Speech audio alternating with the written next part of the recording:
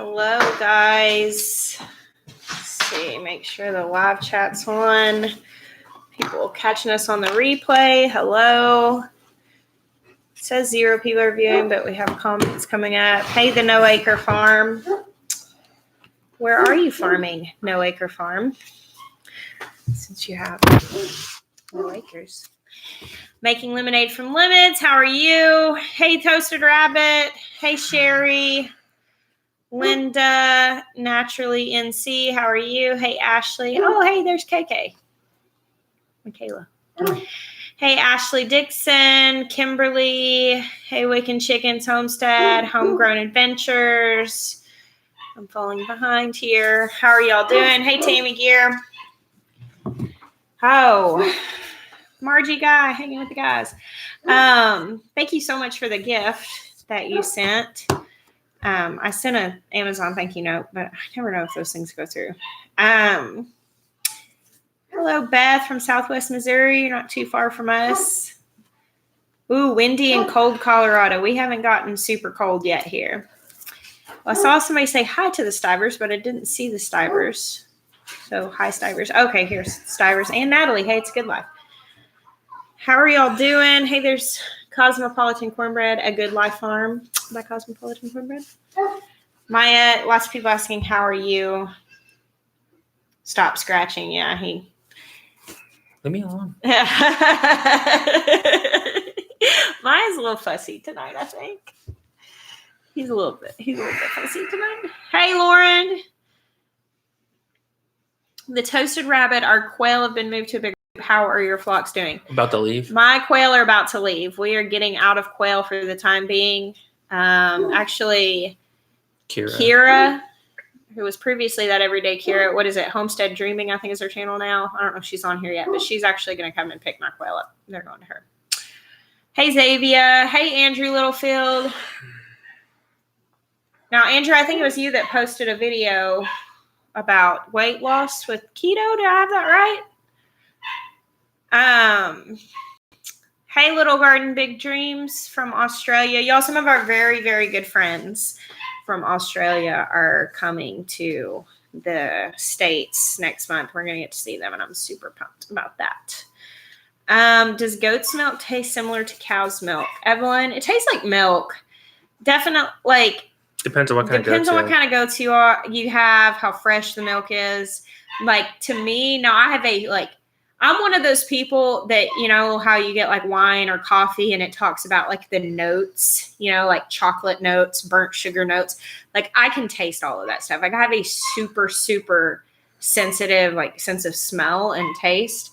Miah is not so much like that. Like I don't drink milk though. Like, right. He doesn't drink milk anyway, but like he can smell things and I'll be like, I can pick up a lot of different stuff that he just doesn't pick up. And so to me, like there is this slightest smell in even fresh, clean milk. It has nothing to do with handling that to me smells like a goat. And so it has to be super fresh for me to be able to drink it straight. Oh, hey, the Honeysted. How are you? So Kaylee from the Honeysted sent us home with some mangolita meat, which has been really nice getting to use that, which is really awesome. She's been the one who's taught us in mangolitas. Sherry Harshman said, see, I told you alpaca breeding is boring.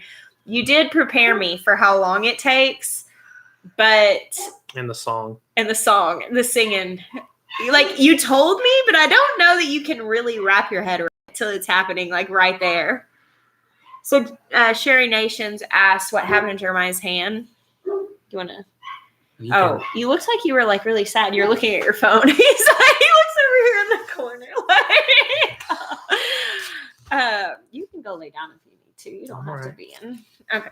I mean, I'm not like super jovial and. I've been fussing over him because he's not been taking it super easy. He had to have a giant cell tumor removed off of the edge of his hand right here. It was because of its location, I had to go under general anesthesia. And also, I've realized, I figured out. Well, one, it's a lot more painful recovering than I thought. I figured it'd be like getting a wart removed and they're just fussing over nothing.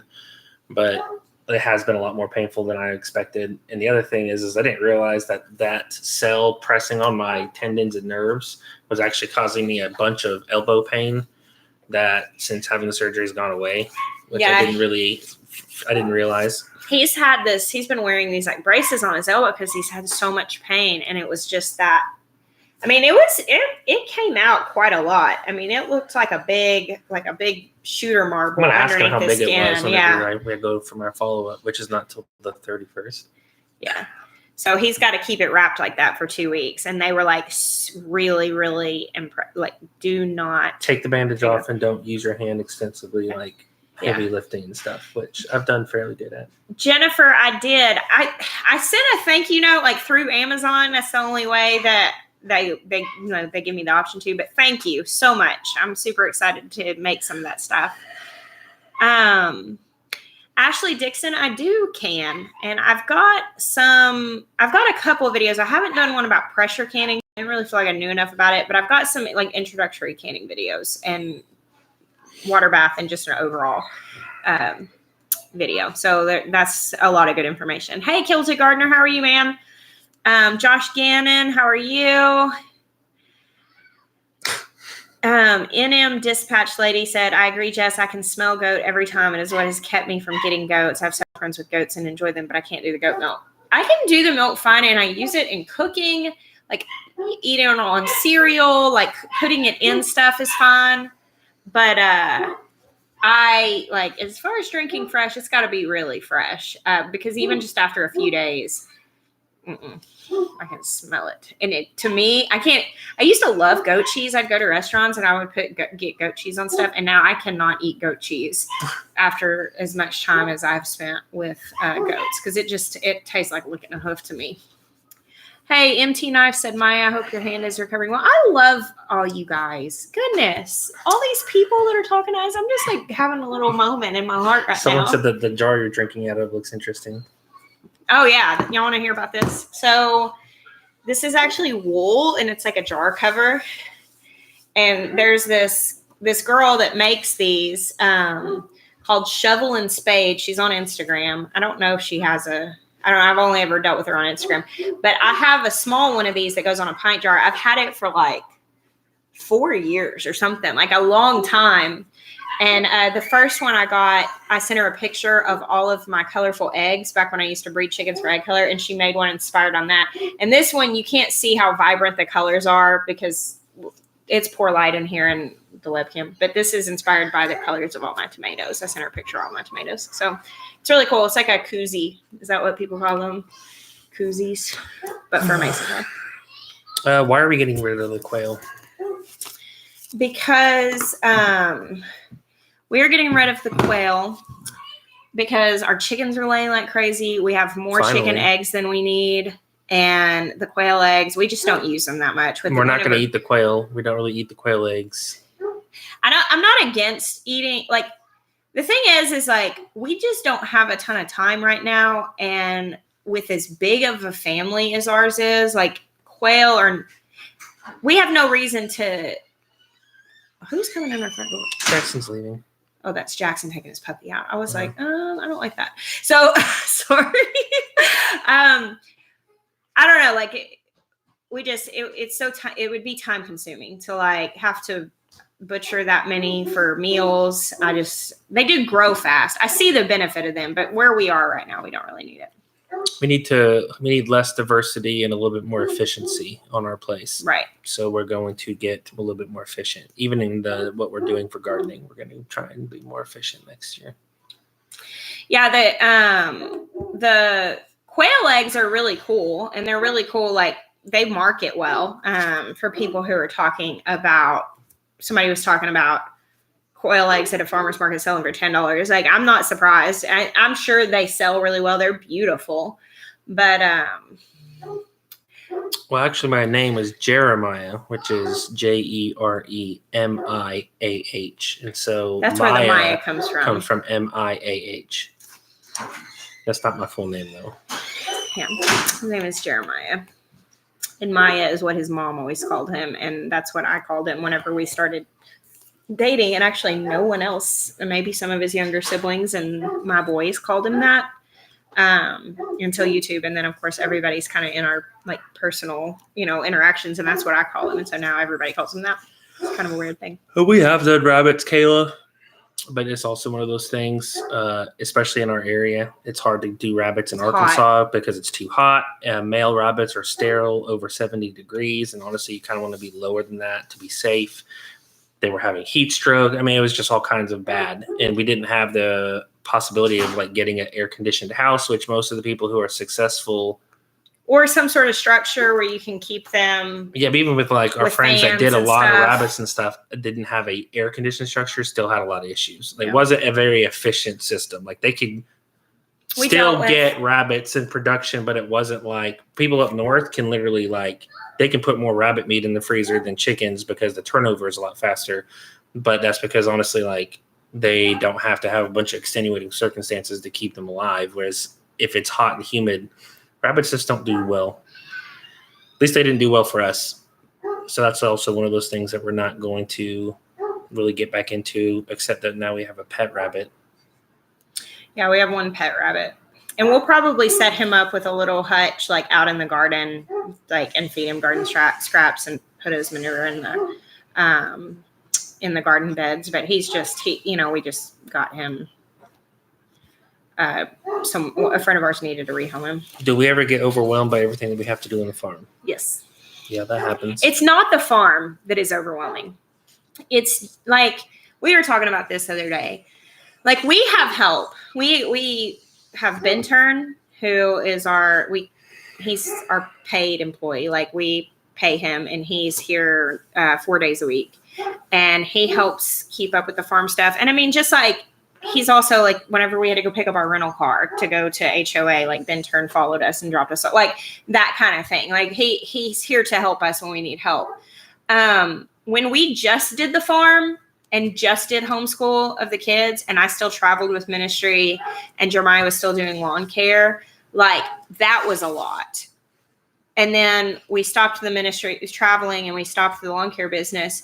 And it was like, oh, wow, we have all this time and we can do all this stuff. And we're homeschooling, we're doing the farm. But then with YouTube, like we can't do all of it. So that's where the need for help comes in.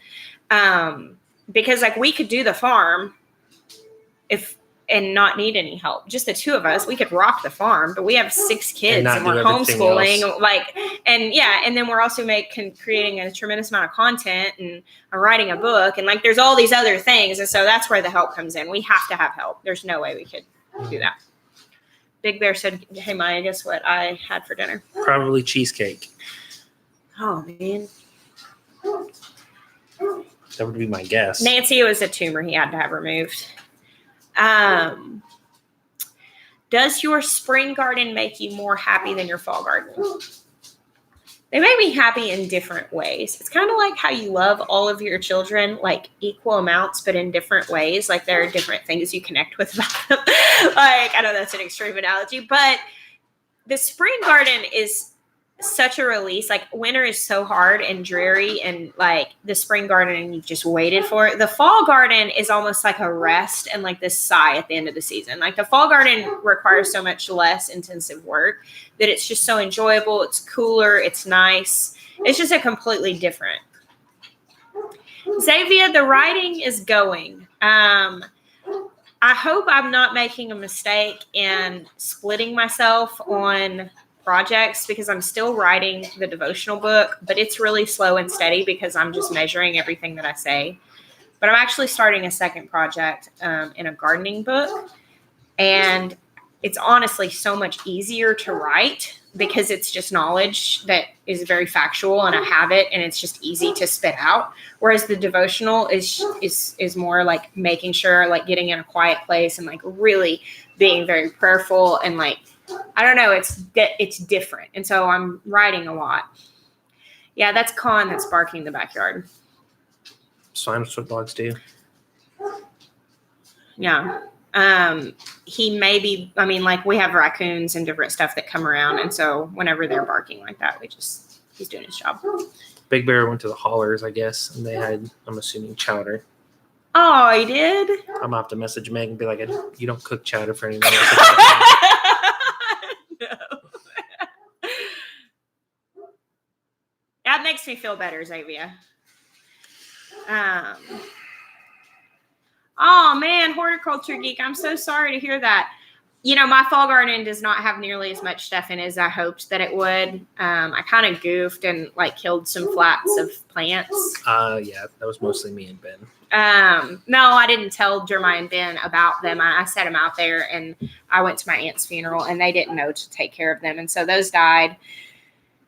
And so yeah, it is what it is. That's one of those times that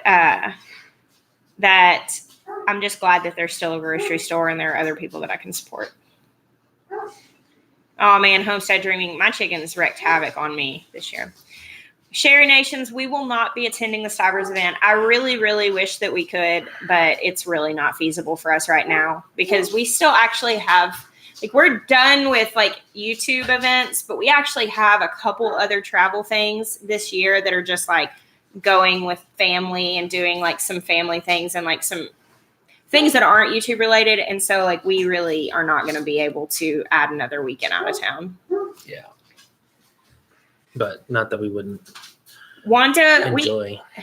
Oh my gosh. I'm having seriously fear of missing out. I'm going to really, I know I'm going to be really sad that I'm not there, but I'm sure it's going to be wonderful for all of you people that are going to get to go. For those of you who might not know about it, the Stivers are having their meetup event. Guys, help me out. Is it November 2nd? And it's, I don't know, Stivers, you're on here. If you've got a link or something with talking about it, if you want to throw the information up, if anybody wants to go to that. Somebody asked about us doing the Master Gardener program. We were gung-ho to do it. And we actually decided, basically we were waiting to hear back about something. And we cannot go into details about it, but essentially us hearing back about it and knowing for sure if something we're going to be doing next year got pushed off. And so we didn't know. We still don't. It's been moving in the good progressive direction, but we don't have anything nailed down yet. And it's kind of a big thing. So we did not feel comfortable signing up for the Master Gardener program because the way it works is you get all your classes up front and then you kind of pay back with your time. And we don't want to take all the classes and then not be available to pay back the time. So we decided to wait.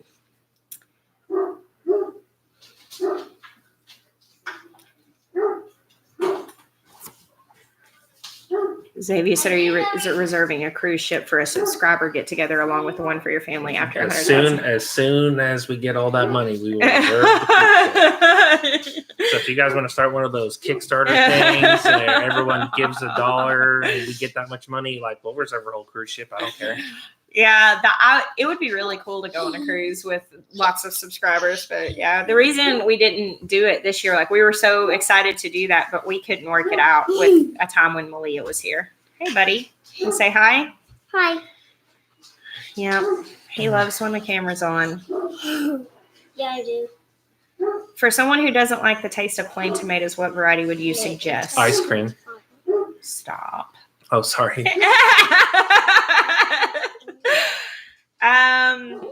Well, something if you just don't like your typical red tomatoes, stuff like Dr. Witchy's yellow tomatoes or Brad's Atomic Grape, those can be really sweet. Stuff like that would be good. Ice cream. Such a mess. He is so cute. Actually, I had some tomato flavored ice cream at Crazy Willie's. It was tomato basil. I didn't even taste it. It was gone and never went back in. I'm fairly confident it was made with heirlooms because, he gets local ingredients. Yeah, the orange and yellow, Homestead Dreaming said the orange and yellow ones are sweeter than the red ones. That's true. Usually they're lower, they have less umami flavor. So they're not, and a lot of times more concentrated sugars, especially in the cherry ones. So they're a little sweeter tasting. Let me go back up because I know I missed some stuff. Oh, Someone's asking, are you teaching oil classes? Is that something we're going to be doing in the future? yes, actually, I want to get something. What day is today? There's Rose. Oh, hey, I Rose. haven't seen Rose on in a while. What's up? Yeah, no, we got to talk very briefly at HOA. There's so many people Life on Beagle Road. They commented today and I was guys, I'm so sorry because we seriously we're in the same general vicinity We for we like waved at each other. a 2 couple hours. times. Yeah, we waved a couple of times, so that was it. What are the plans for Maya's mom's house? Right now, it is storage. It is where I have leather stuff set up and go over and work on that a little bit. We're moving a lot of stuff over there to work on the remodel of our house. So it was like, well, we're already paying for that property, so no sense in paying for a storage room. And we have power and everything on over there, but I mean, we don't leave it on. And it's like whenever I need like a quiet place to go like read or work on something, I can just go over there. Whereas I used to have to like drive to a coffee shop. But I don't know. We don't know yet. There's a lot up in the air right now.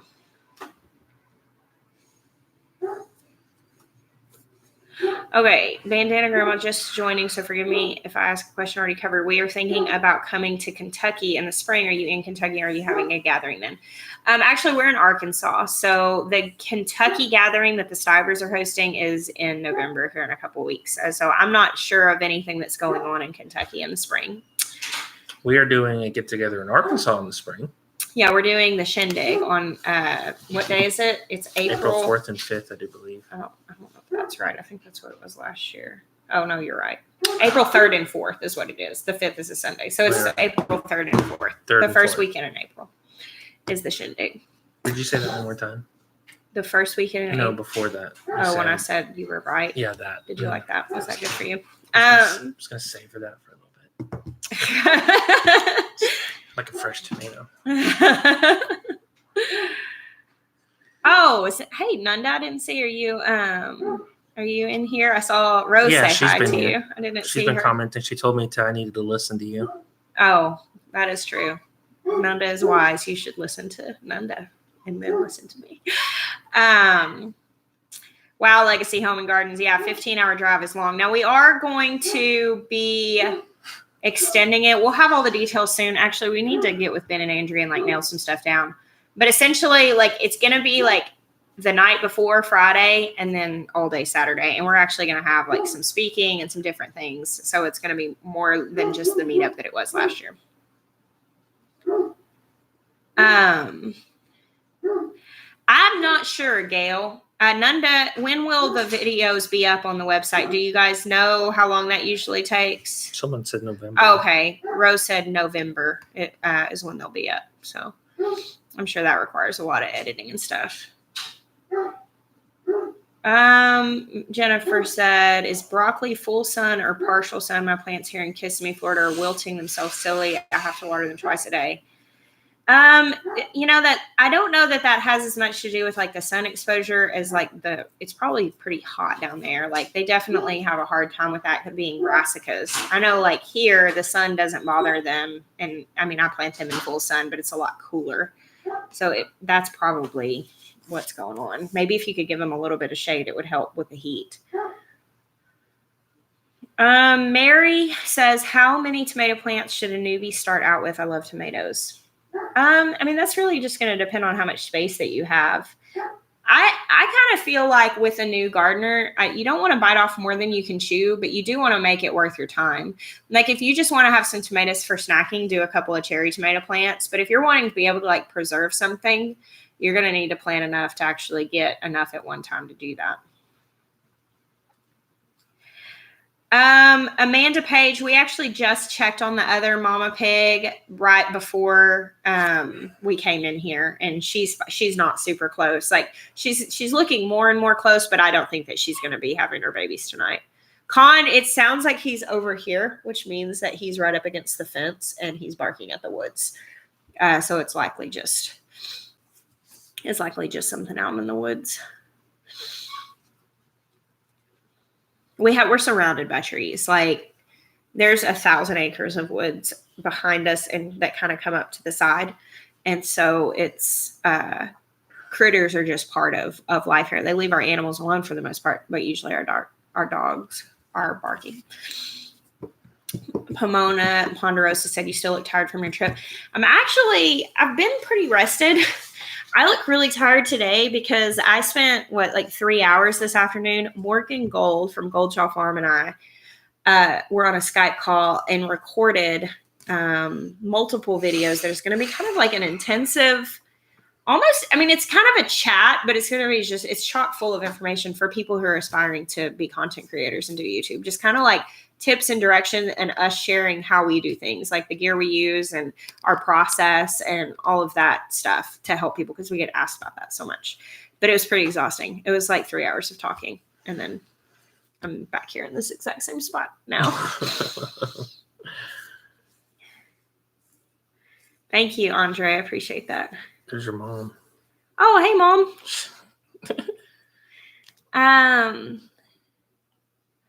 I don't know. Do we have a cold front coming in? It's supposed to be raining tonight. Oh, really? I would say, yeah, it's definitely going to cool off. Yeah. Highs in the 60s, lows in the 40s. Yeah. That's pretty. It's getting there. Yeah. It's lows. Yeah, the lows are in the 40s for the rest of the week, and then rain all day tomorrow, it looks like. Interesting. I actually haven't looked at the weather. I did a garlic planting video, Kim, last year. It had kind of a good. No, we're not going to build frost protection around the bananas. We're just going to let them die back, and they'll come back next year. I don't think we were ever planning on trying to actually get bananas. No. Oh, we've been eating a lot of stuffed squash, and it's been delicious. We're having to take a break. We ate too much of it. Yeah, I got on a stuffed squash kick, and we ate it like three times. 4 times in like a week. Yeah. It was like 4. If it was those honey nut squashes, though, we would have kept eating them. Those probably. So they had good. more flavor to them. Yeah. Like, yesterday, it was golden acorn. Also, sweet the dumpling. sausage needs to be brown. Well, no, it needs to have we need to use like our hot sausage or something with more kick. Because it didn't have enough bite to it. Oh, look, Goldshaw's back for more punishment. Yeah, Morgan's such a trooper. We did video all afternoon, and here he is. Hey, Morgan.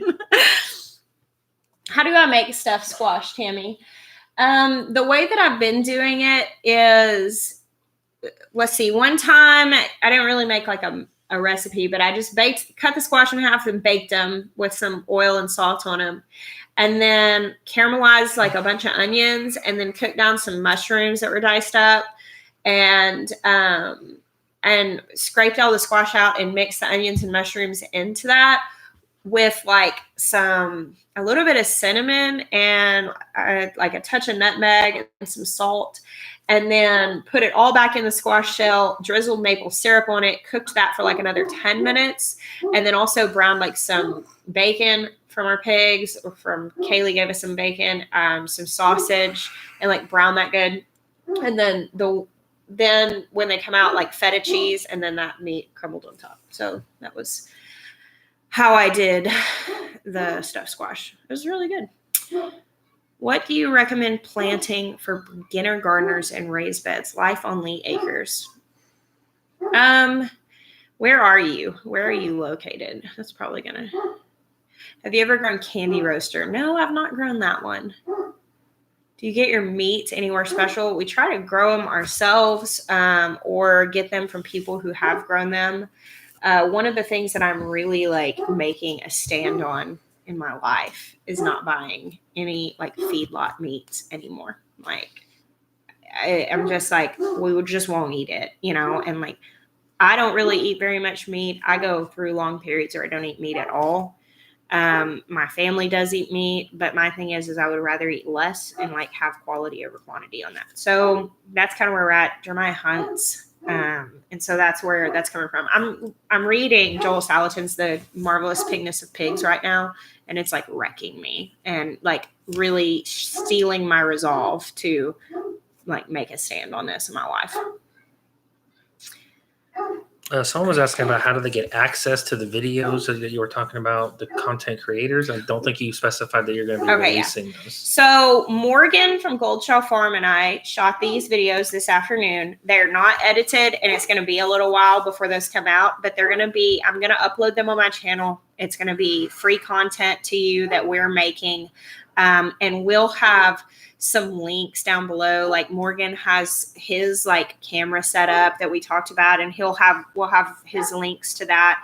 And basically, some ways that you can like kind of just like support those, but we're not making that like a paid thing. That's something that we really both desired to make a free available content for people, because I know I get questions about that a lot. I'm sure he does too. And so that's something that we're doing. Someone said, would we ever consider going vegan? She might. Yeah. I'm not.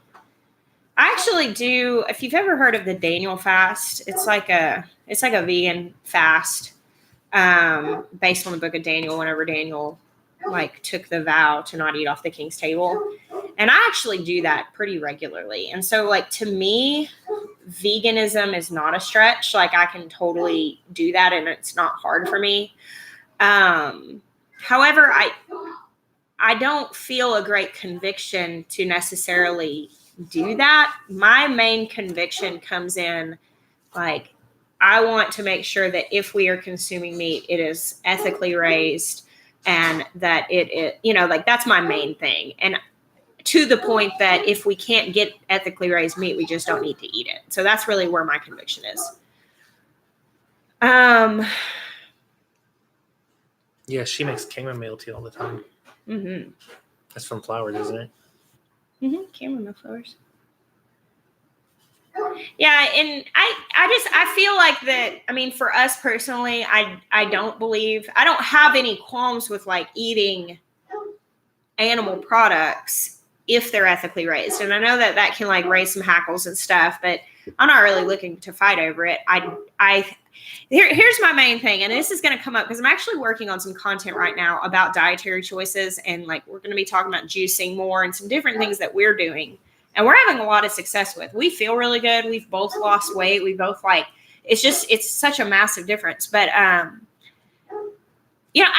have such an issue with the fact that when people are like, they're rocking keto and they're losing a bunch of weight, they're feeling really good, and they're having, like, they're eating clean, real food, or they go vegan and they're eating clean, real food, or they're, whatever, they're juicing or they're doing all these different things.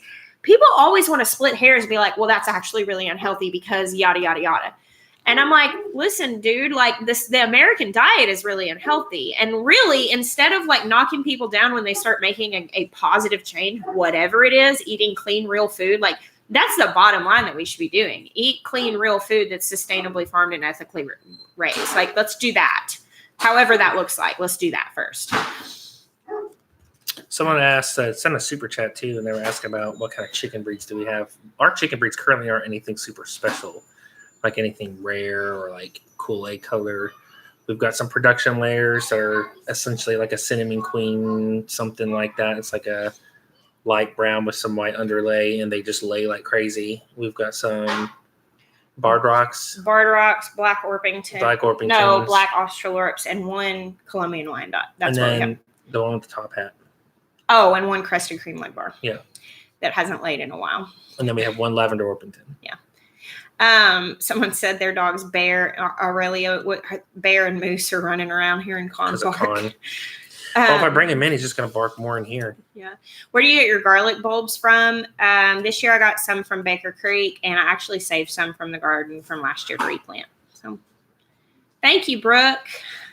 I appreciate that. So that's my thing with like eating real food. I think that eating clean, cutting sugar out of your diet, like refined sugar, in a massive way. We consume so much refined sugar. This book of Joel Salatin, The Marvelous Pigness of Pigs, is like, it's really wildly convicting in a very deep way, and also very affirming, because there are a lot of things that I've said for a long time that hearing him say, I'm like, wow, okay, this really is the heart of God. And so like cutting those things out and addressing that, like, our bodies are not made to process like the pseudo foods he talks about, like fake food that's not real, that it's bad for you. I mean, like, it's killing people. And so I have a real problem whenever people start making progress and they're cutting out the fake foods and they're trying to do something better for themselves. They're addressing their appetites, and then people start discouraging them, like, actually juicing's not good for you, or actually keto's not good for you, that's going to kill you. And it's like, if you really, really want to talk to somebody about what they're eating is going to kill them, go post up at sugar and Yeah, go This post corn up at a syrup fast and- food place if you really need to throw some condemning comments at somebody, like, because that is actually going to kill you if you continue to eat that throughout the entirety of your life. You're going to get sick. And so I think really that's one of those things that we can step in and say, like, hey, chill out. I'm going to tell you what's working for me. What's working for you might work better. Oh, but Number one fan. Jeremiah showing Ben the super chat with the little sticker Did you that's say jumping thank you to around. Brooke? Yeah, I did say thank you, Brooke. You want to say thank you to Brooke? Thank you. Stop talking like a baby. Carlene Farley, thank you for that super chat. Our favorite juice recipe, super basic. I'm going to be doing a video about this week. I'm actually going to do it. It's a bunch of kale or spinach, Lay your head down. a few carrots, a few stalks of celery, a cucumber, a lemon, and like 1 or 2 apples, depending on how big they are. Sometimes I'll throw some cilantro in there if I've got some and it's really good. But that's kind of our baseline of what we do. You want to sit in my lap? Just for a minute. Oh, thank you, Kilted Gardner. Betsy says that you're adorable.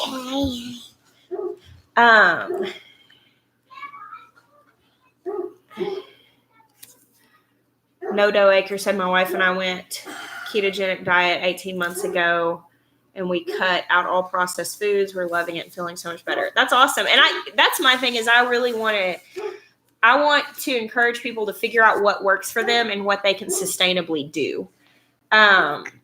Because you get these really different camps. Like you got people doing the keto thing that are eating a lot of meat. And then you've got people doing the vegan thing that aren't. And like people have testimonies of success on both sides. And people also have testimonies of failure on both sides. But the real bottom line is like, we got to stop eating the fake food. Like that's the first thing. We've got to break the addiction to sugar, to processed junk, to food that has a bunch of stuff in it that you can't pronounce. It's killing our bodies. It's killing our earth. Like that's the thing that really needs to be addressed first and foremost. And for me, kind of like our go-to is to eat real food, mostly plants. Like that's kind of it. Like we do eat meat as a household, but more often, like for instance, I gave this stuffed squash recipe and I'm kind of dipping into a video that I'm going to be doing soon. So you guys will have to hear this stuff again. But like with the stuffed squash recipe, I'll cook 1 pound of sausage. We have And 5 stretch that boys. over our whole family. You know, like 1 pound of sausage sprinkled on top of squash, served with veggies as So on really the side. the main part of the filler was the squash. Right. And so like the meat is more like a seasoning. And so that's kind of the way that I like make meat stretch. By using it sort of as like a flavoring, but it's not, we don't plan our meals around the meat typically. You know, if we're using stuff like chickens or whatever, like we do a lot of soups and stews where we're, you know, like we make one chicken stretch through our whole family by making chicken and dumplings or, Good night, Kaylee. good night, Good night, Kaylee. Kelly. Or soup or, you know, make chili with, you know, you use 1 or 2 pounds of meat and then a whole bunch of beans. That's how we do it. Thank you so much for that, Lisa. Appreciate that. And actually, I saw a super chat earlier. Donald Goff, thank you. And Adventures of Spanking a Squirrel says, "Hi, Ben." Say hi. Mary Cleveland said, sounds more like the Mediterranean diet. You know, I actually don't know a ton about the Mediterranean diet, but I believe it's like really high in like healthy fats and lots of plant-based stuff and like green leafy stuff. Is that right? Because that is very true to what we eat. Yeah, you know that Joyful Half Acre said food should make you feel good and junk food makes you feel like junk. And that's so true. But you know, the problem is that a lot of people are eating junk food so much that they don't know that they feel like junk. Okay, say bye. So, say bye, guys. Bye. Bye. Okay, let mommy finish talking. Okay. Good job. Good job. Good job. Such an encourager. And so honestly, like what I tell people, like with the whole, like, do you do keto? Do you do vegan? Should you juice? Should you do like Trim Healthy Mom is one that comes up and different things like that. My take is do whatever you need to do to cut out fake food And then from that point, like Whole30 is a really great elimination diet. Like you cut everything out and then you can reintroduce it and find out what is causing you issues. And then you're really going to find out what works for you. And honestly, like a lot of our friends have started juicing because we were juicing. Two Family Homestead said Sherry has gotten off insulin by changing her diet. My mom, when she got diagnosed, changed her diet and never had to go on insulin. She controlled it completely. And Sherry has lost a lot of weight. She looks so good. I know that you feel so good. And that's awesome. When we were in California, like Bree and Art and Jason and Lorraine, like honestly, we were talking with them and she's like, so tell me about this juicing thing. So I started explaining it and she's like, well, I don't know if we have enough room for a juicer because they only have so much storage space in their, because they live very simply. And I was like, honestly, I was like, I'd throw out your toaster or something. I was like, I would throw out some appliance and get a juicer. And they have, and they are really enjoying it. The Stivers started and they said it's not that bad. No, they're loving it. Yeah, that's what I'm saying. But I mean, like they're saying like even the flavoring and then, getting used to it. Like honestly, like this morning we didn't drink juice because we were going to church. And honestly, like Jessica felt horrible. I felt awful. And it's not like sugar where you get like a craving. It's like, but your body does become expectant to get a really big shot of nutrients and energy. So if you don't give it to it, it's kind of like it starts fussing for it. Well, what happened with me today is that I got up and went to church in a rush and did not drink juice or coffee, and for that matter. And then we went, and after we had all our kids, we were going to go to the park with some of our friends. So we went and got food. And so going out to eat, we did go to a place that's relatively healthy. I mean, it wasn't like fast food. It's a place called Taziki's that has Greek food. And so I had a lunch, but they put cheese on my salad, and I'm not eating dairy because dairy is causing some issues and inflammation with me. So I've cut that out, so I didn't eat the salad. And so I didn't eat very much, and I just crashed so hard. Like I was falling asleep whenever I got home. So I put a link to our juicer. We actually have two. I'm going to do a really extensive video, like lining this out. This is the juicer that I use the most and that I like the best. I also have a Breville centrifugal. I think it'd be a good time to go ahead and put the juicing videos out. And, the other trade-off is, it kind of feels like it's expensive, but I really don't feel like it. I feel like the benefits far outweigh the cost. And that's just the thing. Like we're, part of Dave Ramsey's groups, and a lot of people are posting like we did our whole month of grocery shopping on this budget. And I want to say everything they're eating is carbs and processed and preserved. And we've just made a decision that even though we really are trying to get out of debt, that's not one area that we're willing to cut. Well, because of the benefits of it. Here's the thing that we do. It costs more than eating like food that's not good. Yes. For sure. And it's not cheap. We don't use a ton of fruit. The vegetables are cheaper. Like for instance, basically here's kind of the breakdown real fast. And I am going to put this out in a video that you guys can reference, but, like here for a bunch of kale or a bunch of spinach is 79 to 99 cents for a bunch. Right. I buy my apples. I just buy whichever ones are the cheapest. Because it doesn't. That doesn't make a big difference to me. I just buy whichever ones I can get for cheaper. 5-pound bag of organic carrots at Sam's Club is $3.79. And that's multiple juicing. Celery is $1.29. I don't buy that organic because the organic is so much more expensive. And this is another one of those things. A lot of people are like, well, what's even the point of doing it if you're not going to buy organic? And I'm like, well, it's not eating Chick-fil-A. It's a heck of a lot better than Chick-fil-A. Like it's better. We have to stop knocking people down for not doing ideal and start cheering them on for doing something. For example, like, maybe you don't have a grass-fed rotated beef cow, but you've raised it up and fed it what you could. Cause we have friends that raise beef cows, but it's all grass-fed. That beef is still better than what you're going to get at the store. Off a meat feedlot. Right. You know what I'm saying? So what I'm saying is like, it's maybe not the best or ideal, but I'm telling you, it's a heck of a lot better. Like, our kids really love cereal. And so we haven't cut out cereal, but now I buy only like non-GMO that doesn't have a whole bunch of extra not packed sugar, with a bunch of stuff. Colors, like any of that stuff. Just like the best cereal that I can get because I'm making a lot of changes. My kids have been troopers, but man, they just love their cereal. And it's kind of one of those things that I'm like, you know what? I'm still going to let them have this and just do the best that we can.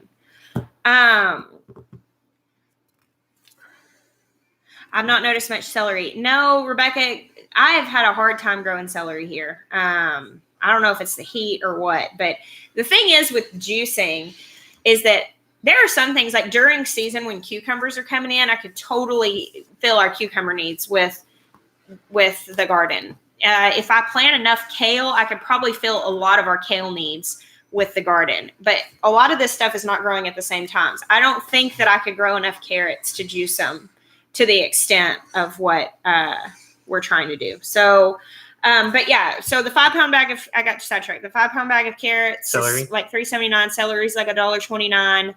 That A used to be a lot lemon, cheaper. like usually I'll buy a bag of lemons somewhere in the like $3 to $4 range, and it's usually got like 6 to 8 lemons in it. Basically, the breakdown of what 1 32-ounce juice costs us, and I buy a lot of stuff at once, and I'm looking into using Azure Standard to see if I can get organic apples for cheaper, because we're going through a lot of it, because Jeremiah and I are both juicing most days twice a day. And that's what we're mostly doing right now, because we're kind of like cleansing and stuff, but it breaks down to being about $4 for 32 ounces of juice. So obviously, when you look at how much that costs I'll overall, spend 3 times that much eating breakfast at Chick-fil-A. right? If you were to, I mean, it depends on what you're versing it. If you're comparing it to A bowl of cereal. yeah, it depends on what you're comparing it to. But we also, in doing this, it doesn't make you not hungry. I don't want to tell you like, oh, you're not going to feel hungry at all, because that's not true. But the thing is that at first you're breaking the habits of like your sugar cravings. You're breaking the habits of craving after things that just are fake. Like you get these like addictive cravings to stuff. You got to break those habits. But the thing that I have found that's really beneficial, because to be entirely frank with you, the thing that I've struggled with in really getting on real food is going out to eat and fast food. And that's crazy. You know, it's crazy that I could eat as healthy as I do at home, but still be like, oh, well, I'll just fudge this a little bit and get this fast food thing. And you make these decisions, you feel like crap afterwards. Juicing has made me stop having those cravings. Like when I'm out and about, I don't want to eat that stuff, because it's such an obvious difference eating that and how my body feels afterwards versus drinking something like juice and having all of that nutrients and how my body feels afterwards. That's true. North Star Prep Starter said a salad with all those ingredients in 32 ounces would cost a lot more. And that's the thing. Like, I mean, you go and when you're eating like this, like for me, traveling is so much easier now. What I've been doing when I went to my aunt's funeral, I stood in here and juiced beforehand and took an ice chest with like 3 days worth of juice. Well, our particular juicer we're using now is with a true masticating, which lets you, essentially the breakdown in the juice comes from oxidation. So if you have a centrifugal which shreds everything and then spins it, it adds a bunch of oxygen, which helps break the juice down, which makes it taste bad, and it kills off more nutrients the longer you wait. Using the kind of juicer we just got, it lasts longer. So you just get, a lot of times we'll juice the whole day in the morning. We'll clean up the juicer once, and then we'll have it. In the fridge, yeah. So it takes a little bit longer in the morning to get ready, but it's totally worth it. And another thing that I do, she doesn't necessarily do this, but I'll drink the juice, and if I still feel hungry, I'll drink water. Because one of the benefits of juicing is that it lets your body out-process toxins, which helps you lose weight and regulate and get hormones and all that in order. It helps your body heal, but it needs water to do that. And so if you're still feeling hungry, drink a mason jar full of water, and you'll feel a lot less hungry. Sunshine Farm said that's why I have mixed feelings about vegan options coming to fast food places. It's a temptation. How when it wasn't for years. That's so true, because, you know, like when I do like Daniel fast, like eating out is completely out of it's not even anywhere in the option, because there's not a lot of vegan options anywhere. Yes, you can store it in the fridge. That works. Yeah, you can store it in the fridge. That's what I do. And I drink 32 ounces. Jessica doesn't usually finish it all. Usually Benjamin, She'll drink like comes 20, and swipes some. 6, 28. I drink it more now than whenever I first started, but I'm not joking. Like, I know this is kind of crazy, but like, what do you say? I can't be a part of this. Ice cream is my super weakness. I told Jessica, I said, I don't care how healthy I get. I was like, I will never fully give up ice cream. And so when we got to Front Royal, where Jessica's cousin owns a gourmet ice cream shop, the gloves came off. I was like, I don't care. Like, I ate a bunch of ice cream. It was Whole totally Fruit said worth it. drinking the juice right away has more benefits than refrigerated. Yeah, right before. Yes. And that's one of the reasons we went ahead and got the masticating juicer, because it's cold pressed instead of shredded. And basically the oxidation is one of the things that causes a lot of the breakdown. And so the masticating juicer, you retain a lot more nutrients. So you can juicing juice ahead of once and time. then have it later. But I wouldn't. We don't like doing it days in advance because then it tastes You bad can taste and that you it's lose breaking nutrients down and it's that just you're not losing good. nutrients. But I'll juice in the morning for like right then and then for later. But I'm not joking. Like, We took the juicer to the HOA. oh yeah, like The first morning we didn't get there till about 10 because we went to the store and bought stuff, went home and juiced before we came. Like I seriously like am traveling with my juicer. And when I juice and I sit down to drink my juice, like I feel excited. Like I physically am like, yes, because it's Ethan is just so completely good. missing it. What did he say? He said, "Speaking of juice fast, I just ordered a Chicago deep dish." Same thing. It's the exact same thing. What about just making smoothies? R. Martin. Okay, so we're gonna go into this in depth. So I won't go into it just a whole lot this now. is like the whole video. Like, we're kind of covering everything that we're going to be covering about like the benefits. Smoothies aren't bad; they're still good, but we they're still not. make smoothies. They're not as good, and part of the reason is you're still eating the fiber. Basically, what you're doing when you're juicing is you're removing the fiber for something, and so the idea is that it can like rest your digestive system, and basically you're like super packing all the nutrients of all those vegetables. Like you fit a lot more stuff into it, and of course all the pulp gets pulled away, all the fiber gets pulled away. We feed it to our animals. You can compost it. Some people dry it into like a powder. I just don't know what we would possibly do with that much powder, or make it into like crackers. I've seen people like not wanting to waste it, but we have animals, so we just give it to them and they make us eggs and pork. But yeah, so that's the benefit is removing the fiber and how many nutrients are in that. Smoothies, they're more filling, like a smaller amount is more filling, but that's kind of the point. And also what I've found with smoothies is that typically when people are making smoothies, they're making them with more fruit, whereas with juice, you're making it with significantly more vegetables. Like you don't see people making like as many, like you're not making carrot, celery, and cucumber and kale smoothies. Typically what you're doing with smoothies is you're taking fruit because it blends a lot smoother, and you might mix in some kale or some spinach. But for the most part, you're looking for something smoother. So you're putting bananas in and all of that. And that's not doing the same thing. Like all those vegetables have all of these nutrients and fuel for your body. Whereas fruit is going to have a lot more sugar, and it's not going to be quite as fueling. So What's up? Peace out. I'd love to know what some of your smoothie recipes are. That would be really interesting. Yeah. Give me a hug, though. So yeah, and we're not juicing entirely. There's a movie that you can watch. It's a documentary from years ago called Fat, Sick, and Nearly Dead that that first taught us about this, and it's really interesting. And he like does this like 40-day, 60-day juice cleanse, and he like had a doctor the whole time like checking his levels and different things, and kind of like makes the case for juicing. So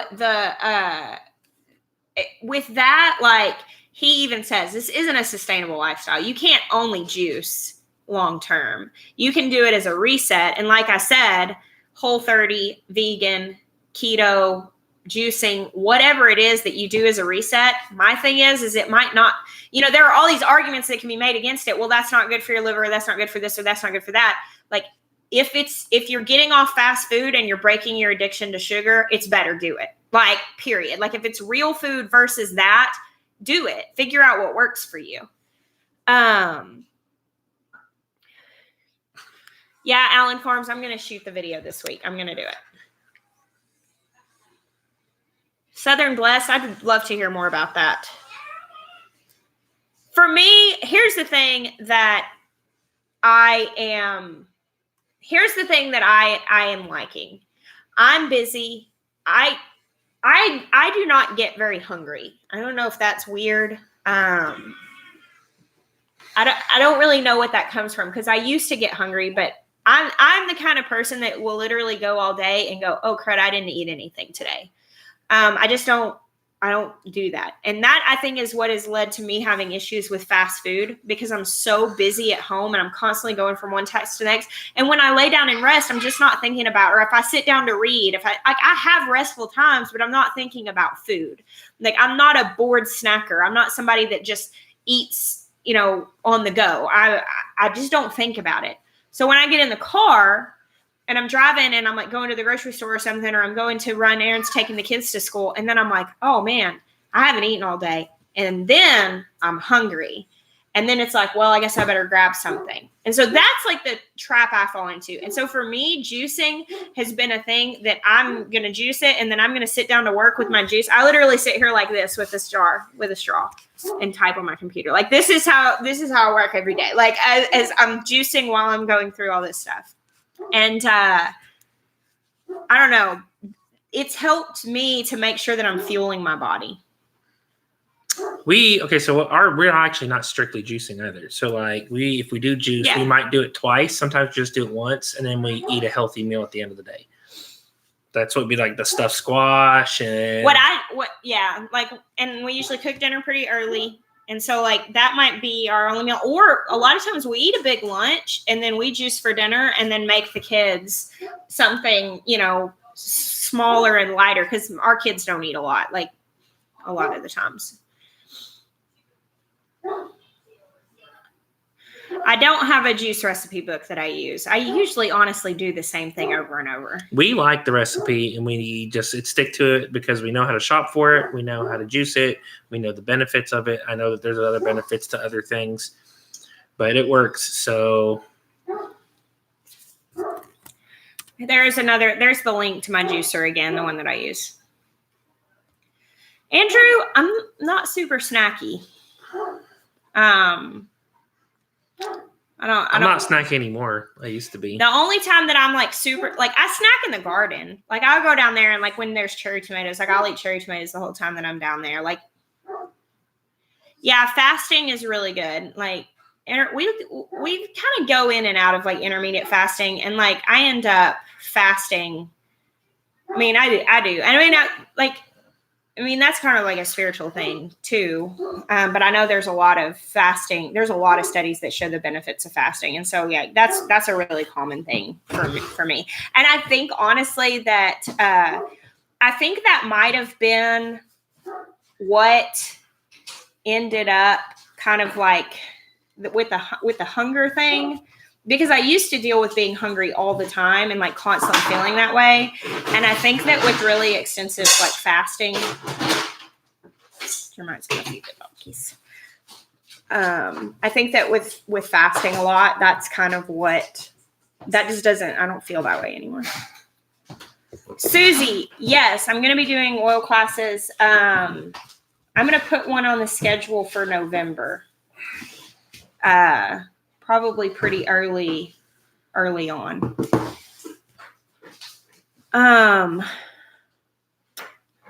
Lauren, it's so much easier on the masticating juicer than on the centrifugal juicer. Cleanup is a lot easier.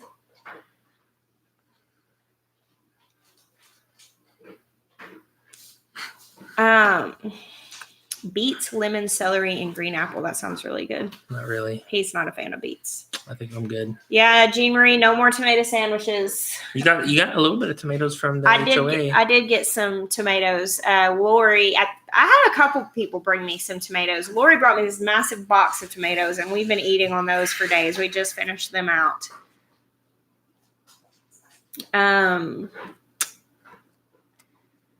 Would you recommend Rare Seeds? Baker Creek? Yeah, rareseeds.com is Baker Creek. Absolutely, I recommend them. Tell me how to like kale. Oh, Nancy, I don't eat raw kale. Actually, I eat a ton of kale, but I don't eat it raw. The texture's a little much for me. I prefer like spinach or baby kale is okay, but like big kale, roast like kale chips. It's really, really good. That's probably like as far as like introductory to kale chips is where it's at.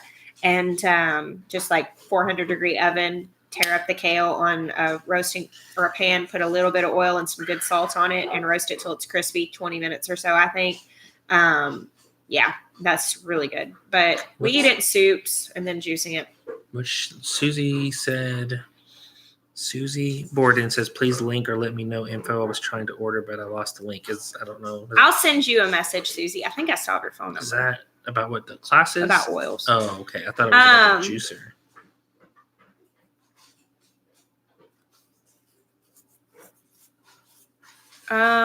Okay, so Todd Reb said, not on topic, but I live in Northeast Arkansas, and I know where you can get so much free mulch.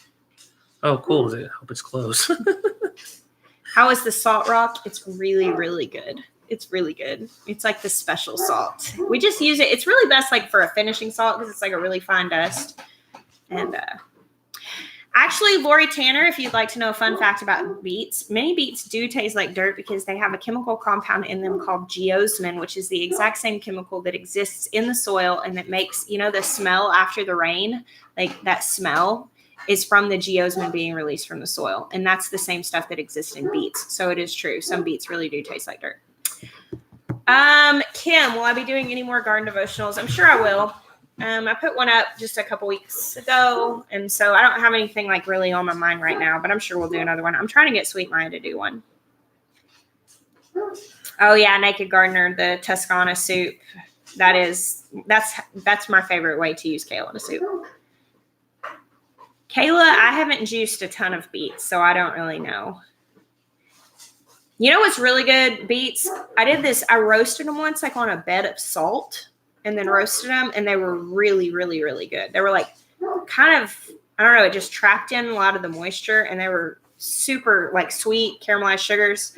And then also I did like I guess it was kind of like a tart or a sort of like a quiche once with like beets and I think it was like creme fraiche. It was so good. Someone keeps saying, hey, from India. Oh, cool. Where about in India?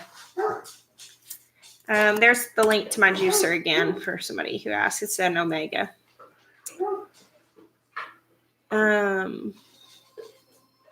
Blue Scotch kale and Siberian Improved are both really good ones. Growing branches. Oh, my prego body is craving dirt. That's because you have an iron deficiency and you need to eat some beets. Get some iron pills. The iron pills taste better. I have pickled green tomatoes. It's been a little while. Mama's Oz Texas Kitchen. I just told my husband I want a juicer, and he's like, what is Jess talking you into now? Oh. We have to apologize to so many people when we meet them.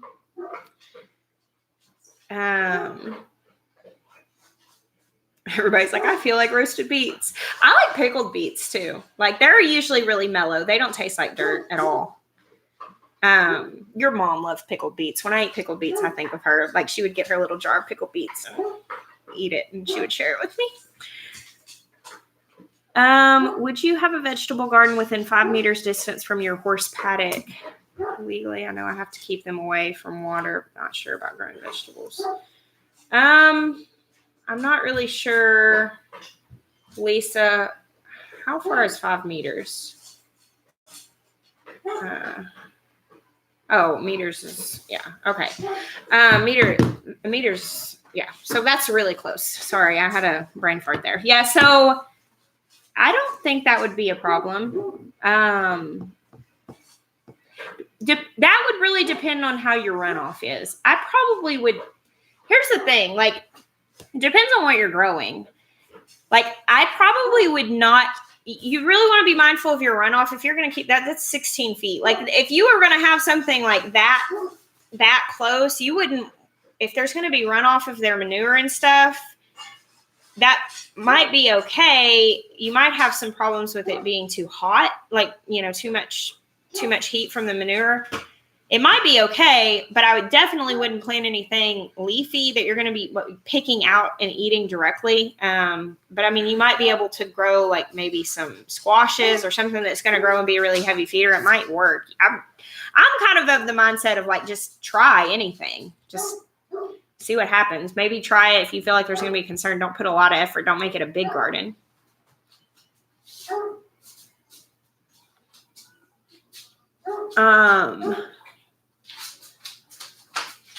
Good night, Kim. one has been barking this whole time. I wonder what the deal Oh, I is. was gonna feed him.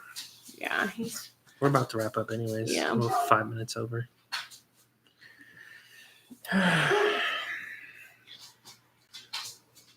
Yeah. Beats are better than close proximity fireworks. Can you guys do a horse 101 video? Mary, to be entirely honest, we will probably not be doing that. Here's the deal. Crazy. Horse people are crazy. And we say that like, haha, it's funny. But if you want to get blasted for anything on YouTube content, make videos about your horses. Like, it's so much. Like, you get so much. Like, nothing else. Horse people have such massive opinions. And the thing is like, our horses are homestead trail horses. They're rescues. We literally got some of them. Like, Luke was near death. Cyrus, Maverick, we got him the day before he was shipped off to be for meat. Like, literally, like, our horses, they're living their best life here. It's so much better than what it would have been for them. But we are not like babying our horses. We take good care of them. We keep up with their hooves. We keep up with their medicines. We take good care of them. But man, you just get so much. Major effects. Horse people are beyond crazy. It's just so much opinions like about that. And I understand. Like, because a lot of people are keeping horses in a very different way than us. Like, they're spending hundreds and hundreds and hundreds of dollars a month on them. They've made huge investments. I mean, some people with horses have spent $50,000 for those animals. And naturally, you would take care of that animal better. But that is not the case with ours. They're cared for, but they're not babied. They're loved, but they're not babied. And it just never fails. Thank you, Salon Girl. I appreciate that. Cat people are crazy too. I haven't run into any super crazy cat people. Not like horse people. His hands healing crafting squirrel. It's itchy right now. I've talked to a lot of people who do YouTube that have horses that they're like, I don't show my horses very much. And it's kind of the same thing.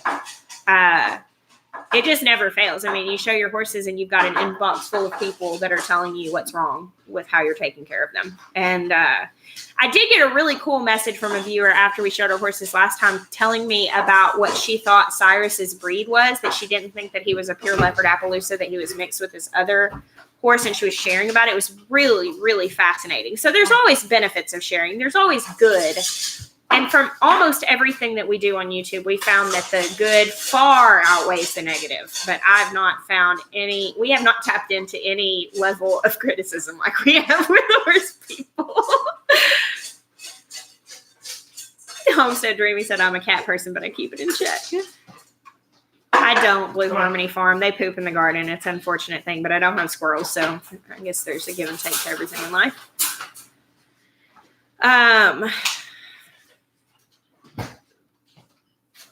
Yeah, we have cats, and I feel like we take good care of all of our animals. I think our most babied animals are our dogs. Like, they're the most, I guess, spoiled, you could say. But I don't know. I mean, like, we do pretty well. And we're doing better all the time. We always want to do better. We always want to be honest with ourselves about where we can be more excellent. But yeah. If you aren't supposed to save crossbred tomato seeds, how do F1 seeds work? You can totally save crossbred tomato seeds. Yeah, no problem. Just, you'll end up with F1 seeds if you have crosses. People do it on purpose all the time. There's nothing wrong with it. There are a lot of normal horse people. There are a lot of normal horse people. We should say that. I mean, we're normal horse people. I'm sure plenty of you are normal horse people. You want to see my cup? Oh, it's this little wool koozie. It's called, what does she call it? Woolly jar. Yeah. It fits over mason jars. Let me pull up her thing so I get it right. And I'll share it with you guys. She's super awesome. The first one of these that I had, no, do not turn on notifications. She made me one I got from her. Let's see, when did I buy that? It's been like years ago. It's shovel and spade. There we go. I just linked her Instagram if you guys want to follow her. So she makes these wool covers, and she has like some glass jars that are like coffee cups with lids that she puts them on, which are really, really cute. That's probably gonna be like my next one. And then she does all different things, like for different size jars, for cans.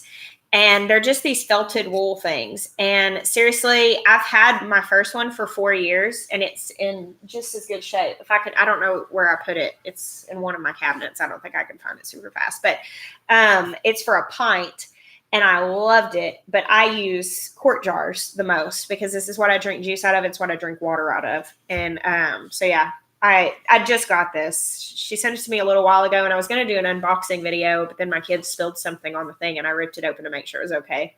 But yeah, I sent her a picture of my tomatoes, and she made this. You can't see how bright it is because the light is bad, but super cute. Donald, we go live every Sunday night at 7 Central Time, usually for about an hour. We're a little over it right now. And then we post between like 3 to 5 videos a week. I do better during some times of the year. Right now is just kind of a good night. Rose is fast on the draw. She's like, bam, bam, bam, no troll. You don't get a chance. Oh, man. I didn't even see it. Do you ever describe your beautiful tattoos? I love them. Is that too personal? No, I mean, I've shared some about them. My tattoos have a very strange story, actually. What is it? He came back again. No, she got us a third time. Set different channel. She's literally they're hitting them so fast that I can't even see them. Oh well, that's fine. He's bored. Oh, I'm sorry, Wiccan Chicken's Homestead. That's what I don't understand. Like the people who like have so much criticism about what they assume about what you're doing. And I mean, like, yeah, Rose is fast. She's like the fastest wrench of the West. Grammy Karen is a moderated ninja over on the Stivers. That's hilarious. So my brother did my tattoos. Yes, Jean Marie. Good night, Carter. Oh, how to cook lasagna. I thought you said you were leaving to cook lasagna.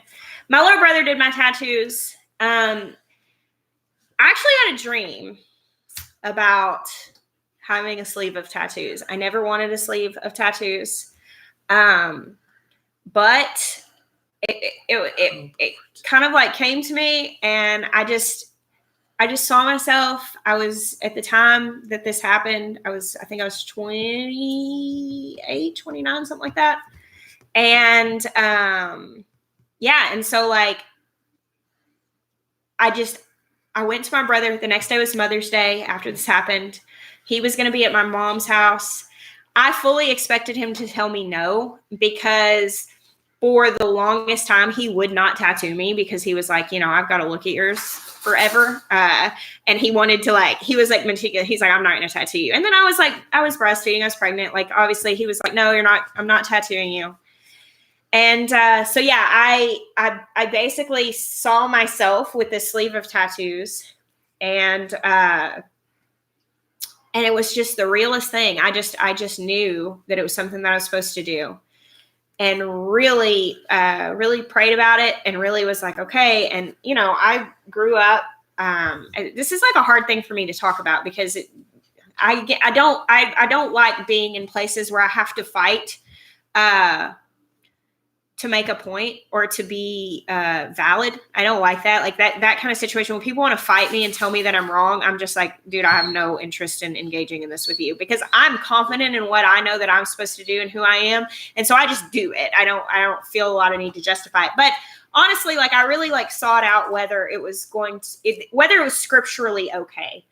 And I came to a point that I really did feel like this was something that I was supposed to do, not just permitted to do, but actually supposed to do.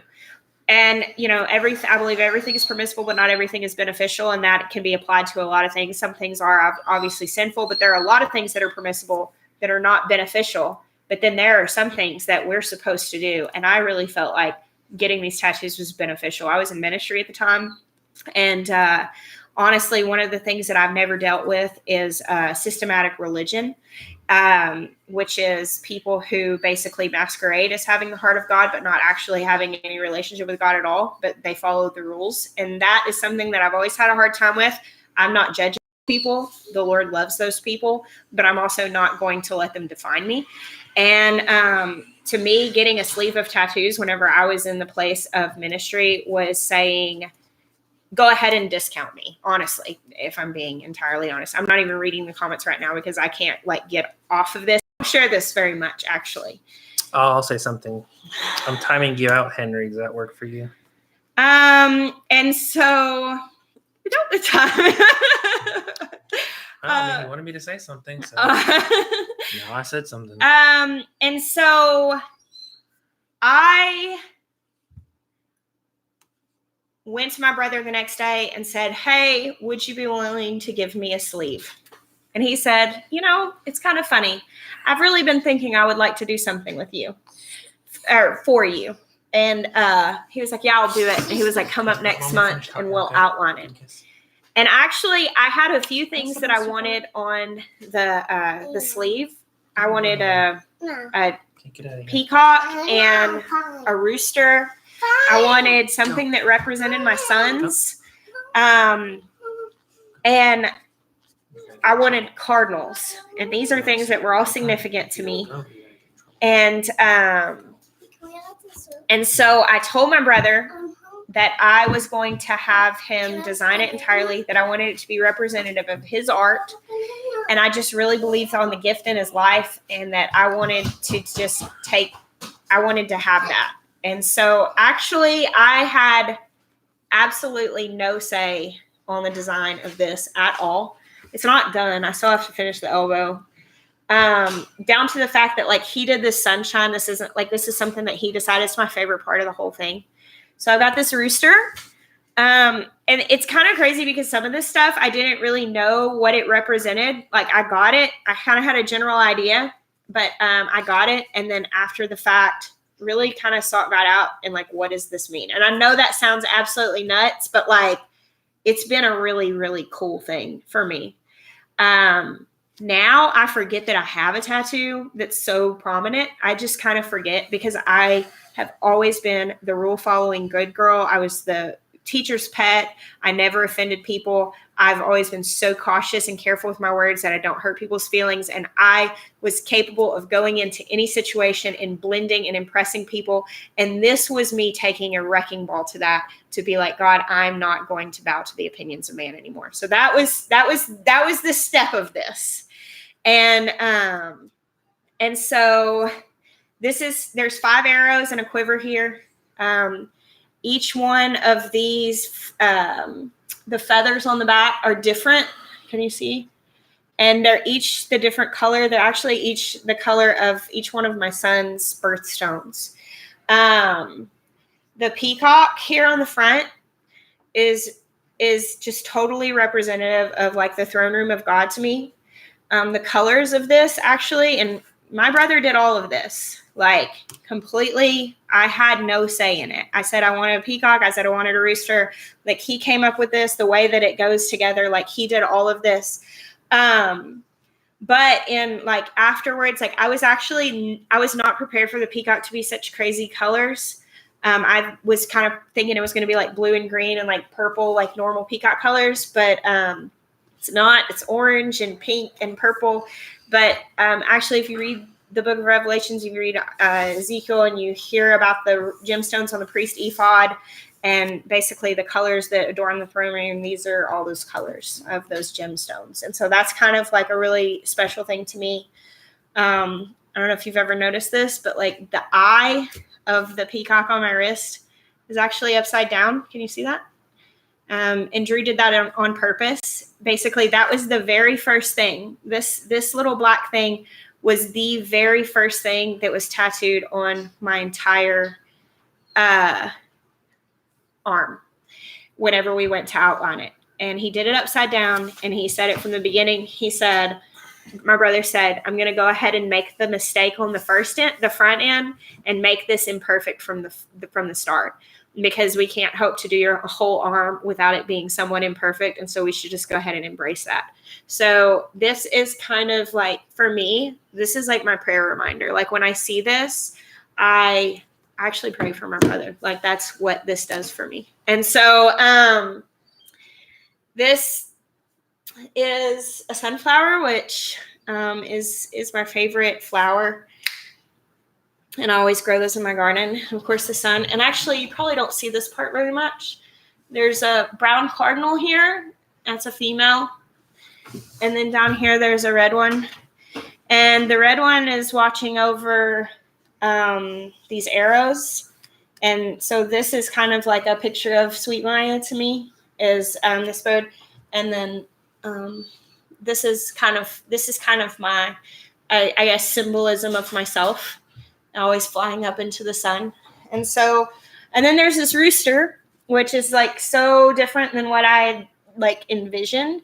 And he got this off of this like old Japanese tapestry, and he made it. And honestly, what was crazy, because I said nothing, I let him like totally choose this. I didn't take a say. Like I was like, I want to get something that my brother did and like in honor of what he does, because I just so believe in the gift on his life. And so like this is so, I would have picked something really like flowery and pretty. And so then I end up with this like, you know, like bicep tattoo of this like jumping rooster. And the funny thing is I don't even know that Drew knew this when he did it, but I am terrified of roosters. Like being attacked by a rooster, like we had these roosters that completely tormented me, and like they seriously like scare the daylights out of me. And so I get this, and I was like, how weird is it that I'm so scared of roosters, and I would end up with this massive tattoo on my bicep of a rooster attacking? Until one day, I mean, I was really like praying about it. I'm like, okay, God, what's the deal with this? Until I realized that if you'll notice, this rooster has no spurs. And that spoke such a message to me of how often the things that come after us and make us afraid are actually disarmed. And so like, that's what this means to me. And so there are a lot of meanings for this. I actually have never shared that publicly, because I don't know many people who get their tattoos and then find out what they mean. And that's exactly what I did. So yeah, that's it. There's my brother is a very, Your mom linked it. Okay, yeah, he's a very, very gifted tattoo artist. He lives in Fayetteville, Arkansas. He travels all over the country. He specializes in traditional tattoos, specifically in tattoos that pertain to fly fishing. He's passionate about fly fishing. I'm actually going fishing with him this week. I love to go fishing with my brother. It's one of my favorite things. And he specializes in fly fishing tattoos, but it's Drew LR. He's on Instagram is Drew DREWLR. And yeah, so he's like, if you're wanting like a watercolor tattoo or like something like that, like he's not the person to call. That's not, I mean, like he can do anything, but like if you're wanting something that is specifically him, this style, thick line, traditional tattoo. And he's actually been making some YouTube videos a little bit. He does a lot of teaching about like fly fishing. And let me see here. He just put a new video up like yesterday, and he's been teaching about fly fishing. Yes, he does put his artwork on stickers and t-shirts and paper too. So yeah. So, so Wilder Still, yeah, that's actually my handwriting.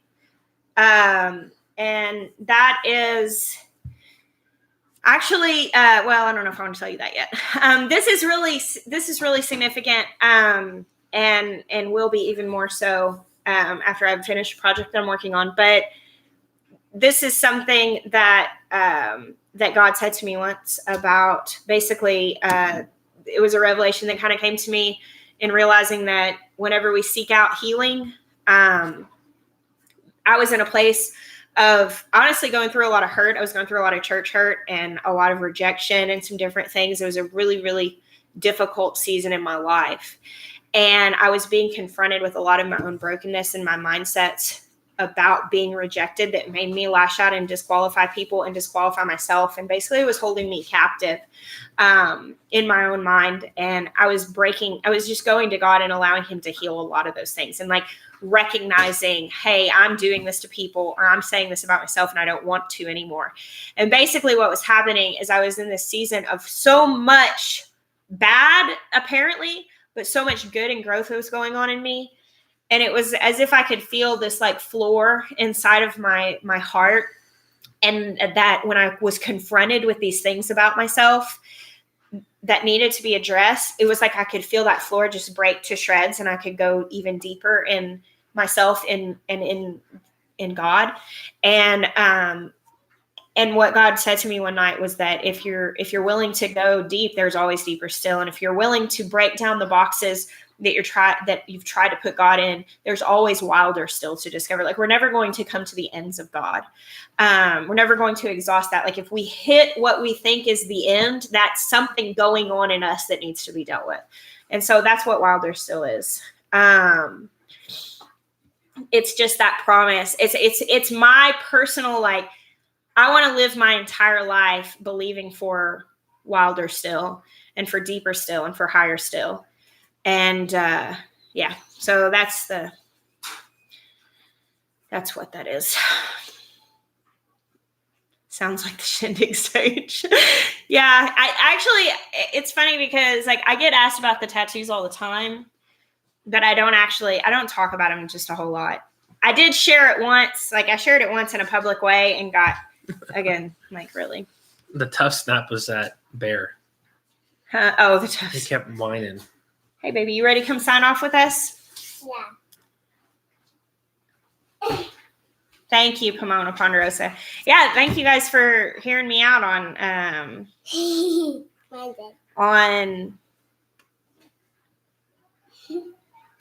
Staring contest? Oh, Jerry Lynn. Maybe 1, 2, 3, go. That's funny that you remember that.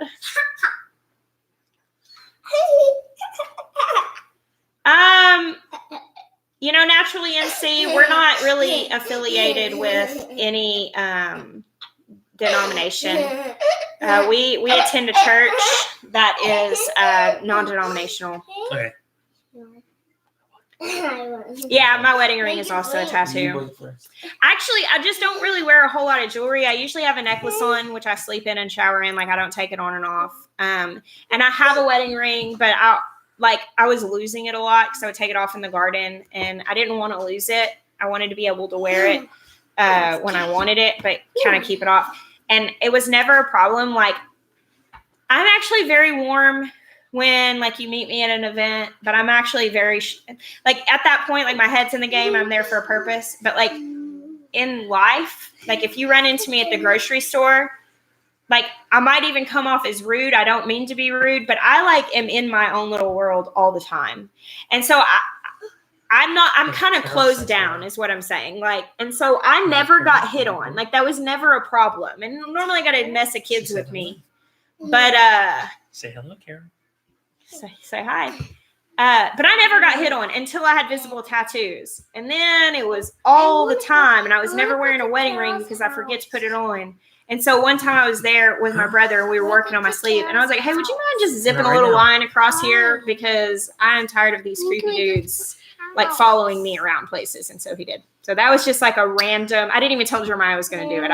It was just like a random thing one day. And actually Drew does travel to places that has fishing a lot. So he does like travel outside of Arkansas multiple times a year and does tattooing also. Yeah. So like if you follow his Instagram, you'll track where he's at. Like I think he does go to Minnesota. Someone said that.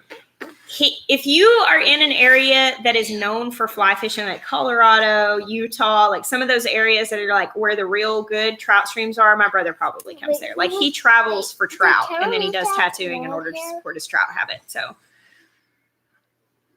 I also have some other tattoos. Like I have a really unfortunate choice that I made when I was 18 years old on my lower back.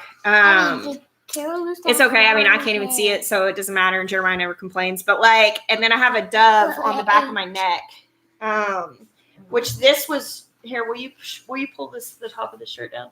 Can you see that? It's like it's like a dove. James. Which James Avery is a jewelry designer. Hey, And my Daddy, mom wears the this carrot necklace that she's had like since we were little kids and my grandmother gave her. And so my brother, my You sister, gotta sit still. You gotta go. myself, and my mom all have the same tattoo in different places. And so that's what that one is. Huh? And that was like one of Drew's first ones. Yeah. It's not a butterfly. My lower back tattoo is not a butterfly. It's a cross. So I actually have a Christian tramp stamp from when I was 18 years old because I had $70 burning a hole in my pocket, and it's been through 5 pregnancies with me. It's not doing well, but you know, we'll just like. Tornadoes. Yeah, I was 18. You can't see that one, basically. Which one? Oh, the mistake. Not tonight. Oh. One day we'll go and we'll stay the night there. Okay. No. Yes, I they don't stay dislike behind the lower house, back yes. tattoos at all. The fact that it's a cross an inch above my butt, like, It wasn't the best choice. and it just like lines right up. It's just bad. You were young. I was very So young, and I was trying to put it somewhere where my family wouldn't see it. Now she's had 5 boys and And it's like kind some of things distorted. have stretched. Things have shifted around. It kind of looks like an old like colonial pistol. I think so too, Michelle. I really do. So yeah. Jesus always got your back. Yeah, that's right. So yeah, it's a Celtic cross now. It was actually also from a James Avery necklace. It had a lot of meaning to me. It would have been good if I had put it somewhere else. It was just very, very poor placement. And yes, I did say tramp stamp. And I joke with that about people. I'm like, I have a Christian tramp stamp. But let me tell you, I've met plenty of church girls that also have Christian tramp stamps in one form or another. Not crosses, like Jesus fish and like some other things that are probably a little like more fortunate as far as like placing and all of that, but yeah, it's not cute. However, and this is the bottom line, okay? Like, this is a benefit of being married to the love of your life. Like, only one person in the world ever sees my Christian tramp stamp, and when he does, he's not complaining. So it's like, you don't complain. No, I just can't believe you're talking about it. No, I'm That's blushing. not like I need you. to stop. It's all this alpaca stuff that's been going on. Oh no! And I'm honestly, not we need to showing clear it. something No. up. Like, I actually did not know what Copulating. copulating was. That was, we included it because it was funny, Mama, but it Yeah. wasn't. The joke wasn't that I actually knew what it was because it was saying I didn't. I really didn't know what it meant. I don't blush. That's not An true. orange or a pear. Yeah, this live. We're going all over the place. We get deeply spiritual and talk about. Now I Christian have been trans working dance, on my so song. Thank you, Lord, though. for grace. I'm gonna What? start singing her a song, like Bill. Stop. Or Stop. I can't. like the boy goes. I'm done with you. Oh man, the naked gardener. Thank you for that. That's hilarious. Michelle, what are your girls' names? Oh, Stifers. You came in for the good stuff. Oh yeah. So no, we're not playing truth or dare right now. I think we've had enough sharing for tonight. Okay. Yeah, I think you overshared a little bit. Oh my gosh, Big Bear, I'm glad you're okay. That was scary. We were almost in a wreck. You Probably better. because you're moderating while driving. Oh, he's probably not driving, moderating.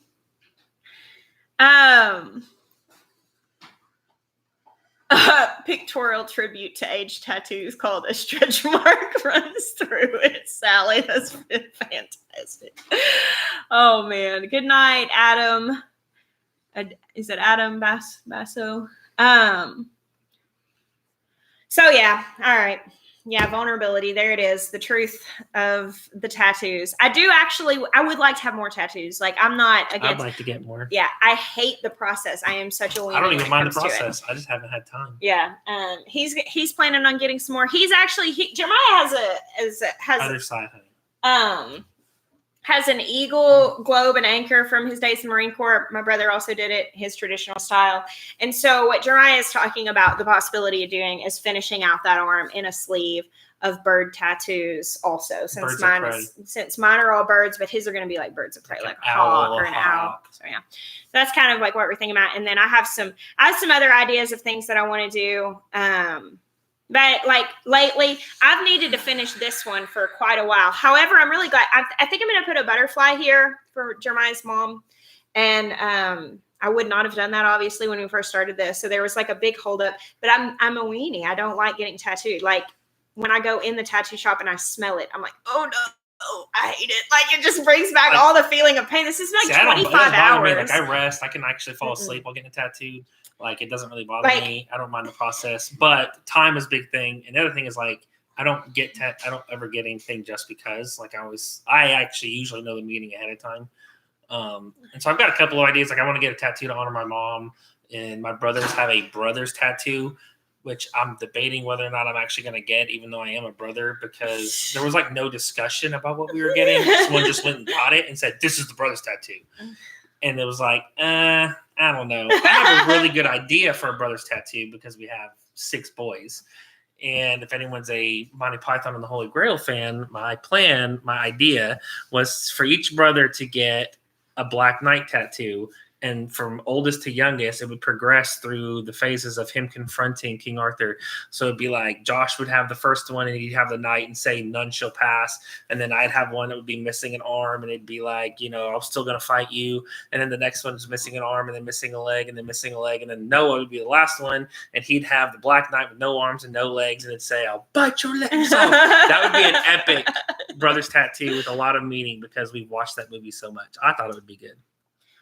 Yeah, it's funny. My brother does the tattoos, and his lady has one. She has one tattoo. They met when he tattooed her, covering up her. She has a morning glory on her hip, and it's small. He did the cover up of a different morning glory that was just a better tattoo. That's how they met. She has no other tattoos. She hates pain. She hates getting tattoos, and I think that is the coolest thing. He's covered, and she has almost none. And the one she has, she met getting. I figured, on our tattoo, we could have like 2 shrubberies, like on both sides of the Black Knight, and like maybe a couple of herrings, like laying around, and maybe like some coconuts, like halves of coconuts. I don't know. I thought it was a pretty good idea, but my brothers haven't all gotten on board yet. I thought about going to my elbow on this side. I have some different ideas, but I don't know. We'll just see if I end up doing it. Whenever I go, I end up like laying on the table, like squirming all over it. Drew's like, "Come here, Jess. You gotta come back over here. Let me tattoo you." I'm such a weenie about it. I'm not good at it. All these people are like, I'm falling asleep. Hey, Ezra. That was Ezra getting an apple.